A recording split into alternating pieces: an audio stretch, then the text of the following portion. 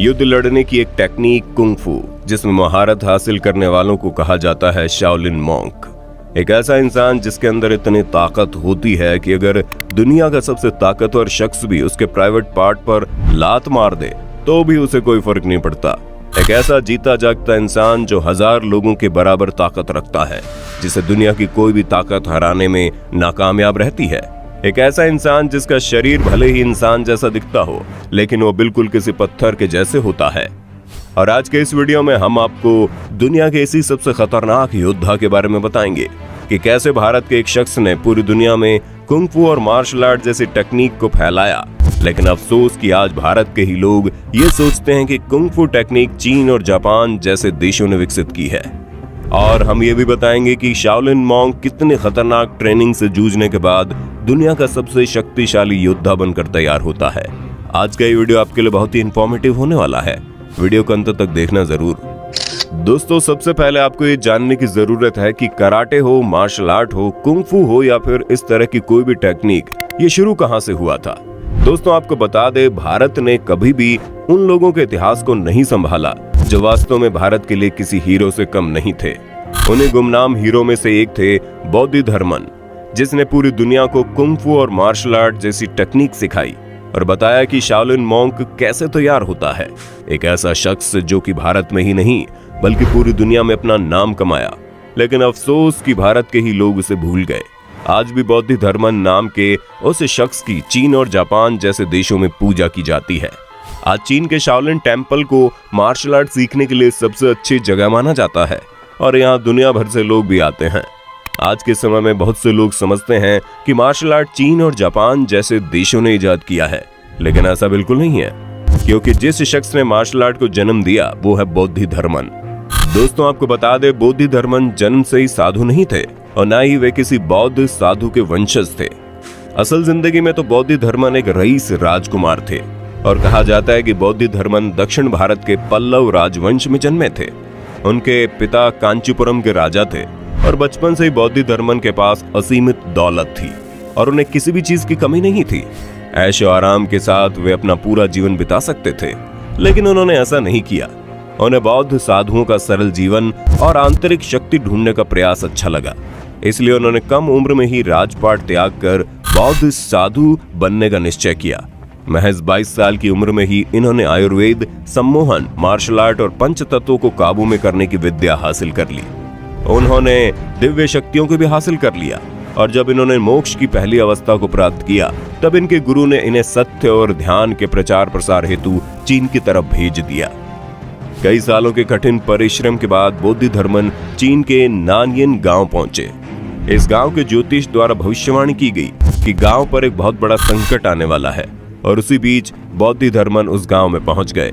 गांव वालों को लगा कि यही वो शख्स है जो इस गांव के लिए संकट लाने वाला है, इसलिए गांव वालों ने बोधिधर्मन को गांव से बाहर निकाल दिया। कुछ ही समय बाद उस गांव में एक भयंकर महामारी आ गई, जिसकी वजह से गांव के कई लोग मरने लगे। गांव के लोगों को डर लगने लगा कहीं ये महामारी और ज्यादा न बढ़ जाए, इसलिए जो भी बीमार आदमी था उसे गांव से बाहर कर दिया गया। लेकिन क्योंकि बोधिधर्मन आयुर्वेद को भी बहुत अच्छे से जानते थे, उन्होंने गांव से बाहर निकाले गए उन सभी बीमार लोगों का इलाज करके उन्हें स्वस्थ कर दिया। जब गांव के लोगों को पता चला कि वो व्यक्ति संकट नहीं बल्कि संकट हरता के रूप में सामने आया है, तब उन्हें गांव में शरण दी गई। बोधिधर्मन ने गांव के समझदार लोगों को जड़ी बूटी कूटने और पीसने में लगा दिया और इस तरह उन्होंने पूरे गांव को झट से सुविधा उपलब्ध कराकर महामारी से बचा लिया। ये संकट खत्म होते ही गांव पर कुछ हैवान और लुटेरों का आक्रमण हो गया। ये लोग गांव के लोगों को मारने लगे और लूटपाट करने लगे। पूरे गांव में कत्लेआम होने लगा था। गांव वालों को लगता था कि बोधिधर्मन सिर्फ चिकित्सा के बारे में ही जानते हैं, लेकिन किसी को भी नहीं पता था कि उस शख्स के अंदर कितनी असीमित ताकत मौजूद है। बोधिधर्मन ने मार्शल आर्ट और सम्मोहन के बल पर अकेले ही हथियारबंद लुटेरों को हरा दिया और उन्हें भागने पर मजबूर कर दिया। गांव वालों ने बोधिधर्मन को उन लुटेरों से अकेले लड़ते हुए देखकर चौंक गए। चीन के लोगों ने लड़ने की ऐसी कला आज तक नहीं देखी थी और इसी कारण बोधिधर्मन का सम्मान और भी बढ़ गया। इसके बाद से लोग बोधिधर्मन के द्वारा उस कला को सीखे और पूरे चीन और जापान में फैला दिए। दोस्तों, अब आप सभी के मन में सवाल जरूर होगा कि दुनिया के सबसे खतरनाक योद्धा शाओलिन मॉन्क की ट्रेनिंग कैसे की जाती है। आखिर कैसे तैयार होता है दुनिया का सबसे शातिर और खतरनाक योद्धा। दोस्तों, आपको जानकर हैरानी होगी कि शाओलिन मॉन्क को महज 3 या 4 साल की उम्र से ही ट्रेनिंग देनी शुरू कर दी जाती है। इतनी छोटी सी उम्र में उन बच्चों को दुख, दर्द, पीड़ा, हर एक चीज का अनुभव कराया जाता है ताकि वे बड़े होकर इन चीजों का सामना बड़ी ही आसानी से कर सके।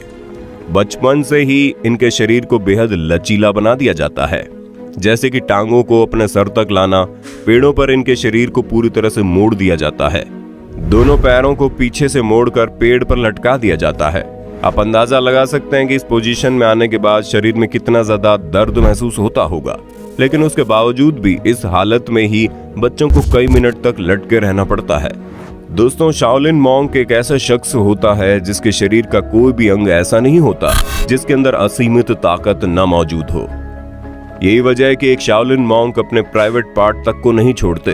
आपको जानकर हैरानी होगी कि शाओलिन मॉन्क अपने प्राइवेट पार्ट को भी इतना मजबूत बना लेते हैं कि अगर उनके प्राइवेट पार्ट पर भी बड़े से बड़े ठोस पत्थर या मजबूत से मजबूत लाठी मारी जाए तो उनके प्राइवेट पार्ट पर थोड़ा सा भी असर नहीं होता। मॉन्क अपने प्राइवेट पार्ट को मजबूत करने के लिए शुरू में ही अपने प्राइवेट पार्ट पर हल्की हल्की चोट करना शुरू कर देते हैं, फिर उसके बाद ज्यादा जोर से प्राइवेट पार्ट पर मारने का अभ्यास करते हैं। जब उन्हें लगता है कि उनका प्राइवेट पार्ट मजबूत हो चुका है तो उसके बाद मॉन्क अपने प्राइवेट पार्ट को और ज्यादा पत्थर जैसा बनाने के लिए लकड़ी के एक बड़े लट्ठर को अपने प्राइवेट पार्ट से टकरा देते हैं। शाओलिन मॉन्क को ट्रेनिंग के वक्त सिर्फ एक ही बात अपना दिमाग में रखनी होती है कि उनके शरीर का एक छोटा सा छोटा अंग भी ऐसा नहीं होना चाहिए जो कमजोर हो। यही वजह है कि शाओलिन मॉन्क अपने शरीर के हर एक मसल्स को स्ट्रॉन्ग करने के लिए शरीर के हर एक हिस्से पर लाठी से चोट पहुंचाते हैं। उनके शरीर पर लाठी से इतनी अधिक चोट पहुंचाई जाती है कि उनको दर्द महसूस होना ही बंद हो जाता है। आपको जानकर हैरानी होगी कि शाओलिन मॉन्क अपनी उंगली जैसे नाजुक अंगों को भी इतना मजबूत बना लेते हैं कि वो अपनी उंगली की मदद से मजबूत पेड़ की शाखाओं में भी छेद कर सकते हैं। अगर कोई व्यक्ति शाओलिन मॉन्क के गले के ऊपर भी अगर किसी डंडे से प्रहार कर दे तो उन्हें कोई भी असर नहीं होता। दोस्तों, एक शाओलिन मॉन्क को जो सबसे जरूरी चीज सिखाई जाती है वो होता है ध्यान करने की क्षमता। ये तो आपने भी महसूस किया होगा कि जब भी आपके सामने कोई कठिन समय आता है तो आपका दिमाग काम करना बंद कर देता है, आप अपने दिमाग को शांत नहीं कर पाते हैं।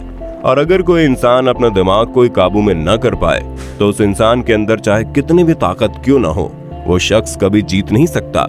एक शाओलिन मॉन्क अपने दिमाग को काबू में रखने के लिए तरह तरह के ध्यान करने के तरीकों को अपनाते हैं ताकि वे मुश्किल से मुश्किल समय में भी खुद को शांत रख पाएं, चाहे जितना भी दर्द क्यों ना हो, वो अपने दिमाग को काबू में रख सकें। खैर, ये तो बात हो गई एक शाओलिन मॉन्क के शरीर की अंदरूनी ताकत की, लेकिन ये तो आप सभी जानते हैं कि आज के वक्त में लड़ाई शरीर की ताकत से ज्यादा हथियारों की ताकत से लड़ी जाती है। यही वजह है कि अंत में शाओलिन मॉन्क को हथियारों की ट्रेनिंग भी दी जाती है। हालांकि उनके हथियार बंदूक, गोली बारूद जैसी चीजें नहीं होती, लेकिन शाओलिन मॉन्क जिन हथियारों का इस्तेमाल करते हैं वो उन्हीं हथियारों की मदद से सैकड़ों बंदूकधारी लोगों का भी सामना कर सकते हैं। और इस तरह से बनता है एक ऐसा योद्धा जिसे दुनिया का कोई भी शख्स हरा नहीं पाता। दुनिया का सबसे बड़ा बॉडी बिल्डर हो या फिर दुनिया का सबसे बड़ा मुक्केबाज या फिर कोई ऐसा शख्स जो अपने आप को शक्तिशाली समझता हो, वो एक शाओलिन मॉन्क का सामना कभी नहीं कर सकता।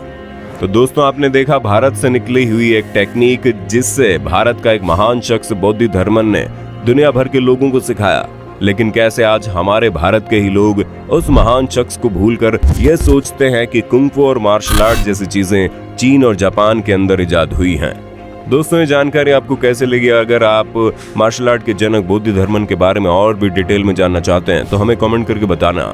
हम अपनी अगली वीडियो इसी टॉपिक पर और डिटेल में लेकर आएंगे। वीडियो अच्छी लगे तो लाइक कीजिए, हमारे चैनल को सब्सक्राइब करके अब बेल आइकन को ऑन करना बिल्कुल मत भूलना, क्योंकि the earth adventure in Hindi की टीम आपके लिए हर रोज ऐसी जानकारियों से भरी वीडियोस लाती रहती है।